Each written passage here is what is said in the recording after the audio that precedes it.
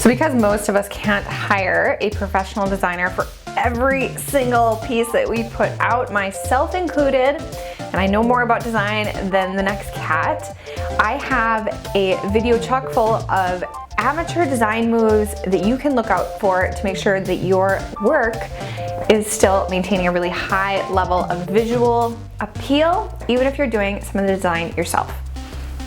My name is Kaye Putnam. I'm the psychology-driven brand strategist. I help entrepreneurs change the world with what they know. We do this by discovering your innate brand advantage so you can grow your business and impact more people.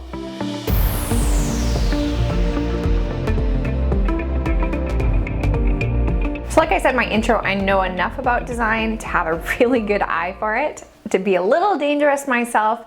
But when it comes to my VIP brand assets, I hire somebody else. I'm not the person who's designing everything for my business. When something really matters to me in terms of my brand standards or something that is outside of my design comfort zone, I hire somebody else. But I can't do that for every single thing, for every social media post, for every whatever. And I'm guessing that you can't either. So you're probably going to end up using what a designer started for you and then maybe applying it to your own designs.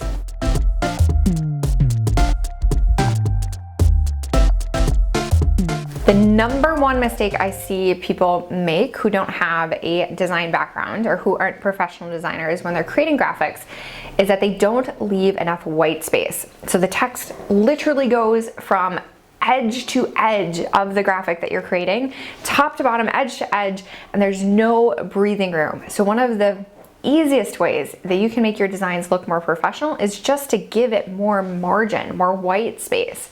You don't have to fill up every square pixel of your design with something. It's actually really good to have quite a bit of white space in your graphic. And white space doesn't literally need to be white, it's just breathing room.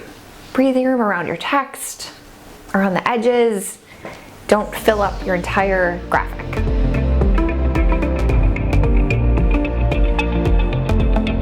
Another common mistake I see is when people are using too many fonts.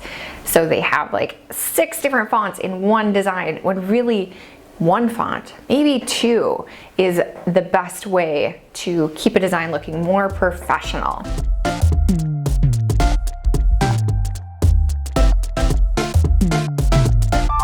Another mistake I've actually seen this with professional designers recently.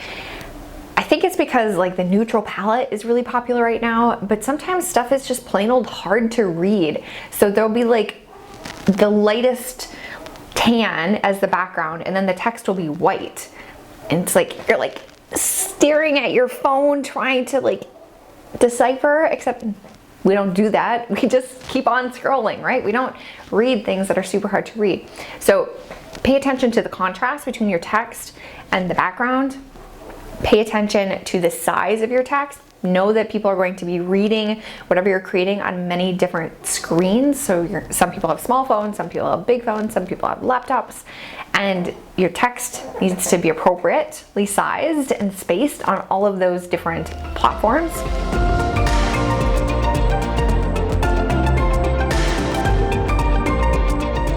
Also be very careful when you're using script fonts in particular. So script fonts is like cursive handwriting, right? So personally, and I think most designers would agree with me, you should never make a script font all capital letters.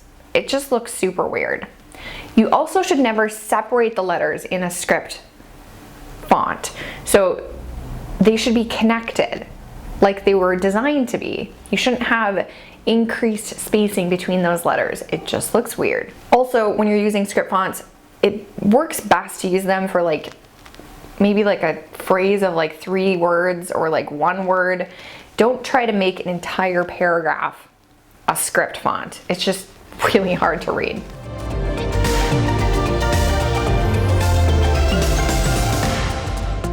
All right, the next common mistake I see is when people use really cheesy images. So they found some free stock images that have a group of people wearing business suits all giving you the thumbs up because they're happy, and it's a diverse group of whatever. I don't know, employees or something. But gosh, that never happens in real life, right? Like we don't stand in a group looking at a camera giving a thumbs up. So look for more natural images that show the outcome of your product or service, not the pain that somebody's in before they hire you.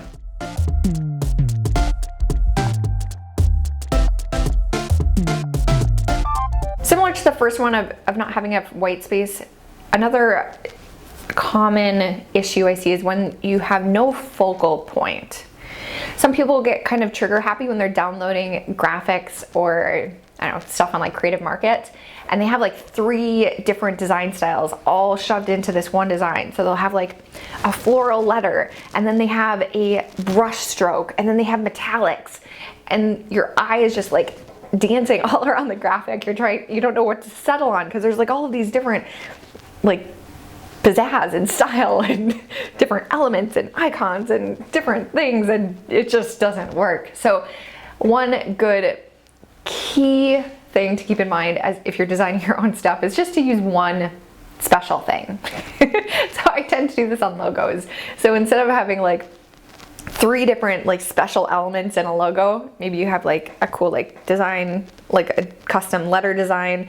Then we're not also adding like more custom letters over here and like a icon and a cool shape underneath, just because unless you're a professional designer, that gets really hard to manage and our eyes just don't know what to focus on. So one focal element per graphic. Pay attention to what you want people to focus on first. Make that the focal point, and then make everything else more clean, simple. Works out better this way.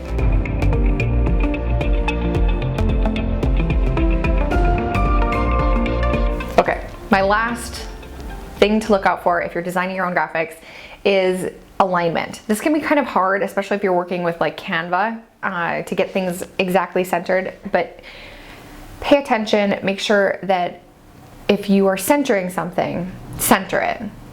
Don't have it like kind of off to one side or you're like a little bit too low. Try to keep things either dead center, or if you know the rule of thirds from like photography, or if you split the frame up into 9 squares, you want to be on like the top third or the bottom third. That's getting a little bit more advanced, but yeah, just if you mean to center something, try to make sure it's centered, because it can really like jar the experience of looking at an image if it's meant to be centered, but it's not. All right, I hope this is helpful. Like I said, I create a lot of my own graphics. My team does a lot of graphics, and they're not, not all of them are professional designers. So if you keep these rules of thumb or these common mistakes in mind, it will keep your work looking more clean, more high-end, more like a professional designer did it. So have fun, happy designing. Let me know if you have any questions in the comments below. And I'll see you guys next time. Be sure to hit that subscribe, and the bell will notify you every time I post a new video.